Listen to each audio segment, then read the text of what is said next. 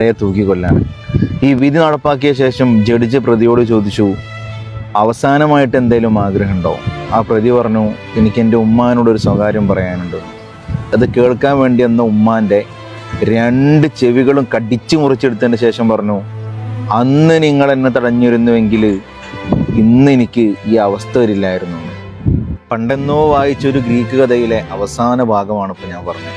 സ്വന്തം ചോരയിൽപ്പെട്ട 4-5 ആളുകളെ അതിദാരുണമായി കൊലപ്പെടുത്തിയ പ്രതി ആ വിധി കേൾക്കാൻ സന്നിഹിതരായ മുഴുവൻ ആളുകളുടെ മുമ്പിൽ വെച്ചിട്ടും ആ മോന് പറയാണ്, ചെറുപ്പത്തിൽ അയൽവീട്ടിലെ പൂച്ചനെ ഞാൻ കല്ലെടുത്ത് എറിഞ്ഞു കൊന്ന സമയത്ത് ആ എറിഞ്ഞത് ഞാനാണ് എന്ന് പറഞ്ഞിട്ട് അയൽക്കാർ നിങ്ങളോട് പരാതി പറഞ്ഞപ്പോൾ എൻ്റെ മോൻ അങ്ങനെ ഒന്നും ചെയ്യൂല എന്ന് പറഞ്ഞ് നിങ്ങൾ എനിക്ക് തന്ന ധൈര്യം.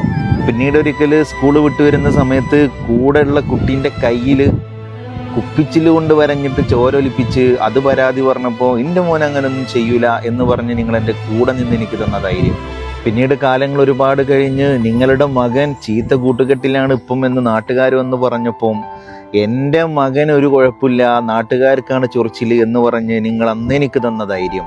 പിന്നീട് ഞാൻ വഴി പിഴച്ചു പോയി എന്ന് എൻ്റെ ഉമ്മക്ക് മനസ്സിലാകാൻ ഉമ്മ പെറ്റ 5 മക്കളെ ഞാൻ കൊല്ലേണ്ടി വന്നു. അന്ന് അയൽപക്കത്തെ പൂച്ചയെ കൊന്നു എന്ന് അയൽവാസികൾ പരാതി പറഞ്ഞ സമയത്ത് നിങ്ങളൊന്ന് പോയി അന്വേഷിച്ച് എന്നെ ഒന്ന് ശകാരിച്ചിരുന്നുവെങ്കിൽ എൻ്റെ ആദ്യ പാപവും അവസാനത്തെ പാപവും അതാകുമായിരുന്നു ഉമ്മ എന്ന കുട്ടി അവിടെ നിന്ന് എല്ലാവരും മുമ്പ് ഉമ്മാനെ നോക്കി പറഞ്ഞു. എനിക്കെൻ്റെ പ്രിയപ്പെട്ട രക്ഷിതാക്കളോട് പറയാനുള്ളത്, നിങ്ങളുടെ 2 കണ്ണുകളും നിങ്ങളുടെ മക്കളുടെ പിന്നാലെ വേണം. നമ്മൾ അറിയാതെ നമ്മളെ മക്കളെ ലഹരി മാഫിയകളും സകല വൻ പാപങ്ങളും വേട്ടയാടിക്കൊണ്ടിരിക്കുന്നുണ്ട്. സൂക്ഷിച്ചാൽ തൂക്കിക്കണം.